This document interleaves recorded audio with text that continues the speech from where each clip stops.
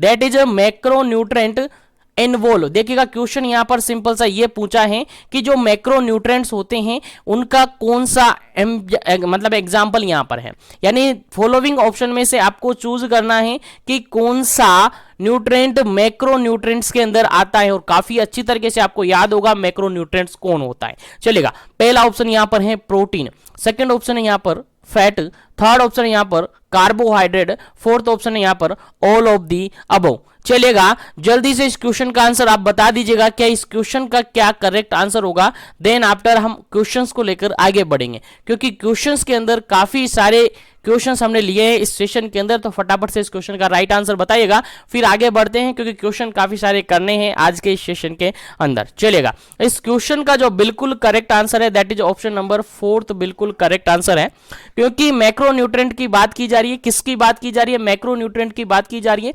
तो मैक्रोन्यूट्रेंट्स के अंदर अगर अपन कहे, बेसिकली मैक्रोन्यूट्रेंट्स के अंदर वो न्यूट्रेंट्स होते हैं जो कि बॉडी के लिए ज्यादा अमाउंट में जरूरी होते हैं, बॉडी के लिए ज्यादा अमाउंट में जरूरी होते हैं। लाइक उसमें प्रोटीन आपका आता है, लाइक उसमें फैट आपका आता है, लाइक उसके अंदर कार्बोहाइड्रेट आता है, यानी तीनों को अपन कहे तो ये क्या है? मैक्रोन्यूट्रेंट है। तीनों को क्या कहे? मैक्रोन्यूट्रेंट है। जो न्यूट्रेंट है, न्यूट्रिशन के अंदर जो न्यूट्रेंट है, हमने सेशन लिए थे उसके अंदर बताए थे कि बेसिकली जो न्यूट्रेंट को दो पार्ट में डिवाइडेड किया हुआ है, मैक्रोन्यूट्रेंट और दूसरा माइक्रोन्यूट्रेंट, दो पार्ट में डिवाइडेड किया हुआ है। मैक्रोन्यूट्रेंट के अंदर आपका प्रोटीन आता है, आपका फैट आता है, आपका कार्बोहाइड्रेट आता है। बेसिकली ये तीन चीजों को अपन इसमें इन्वॉल्व करते हैं।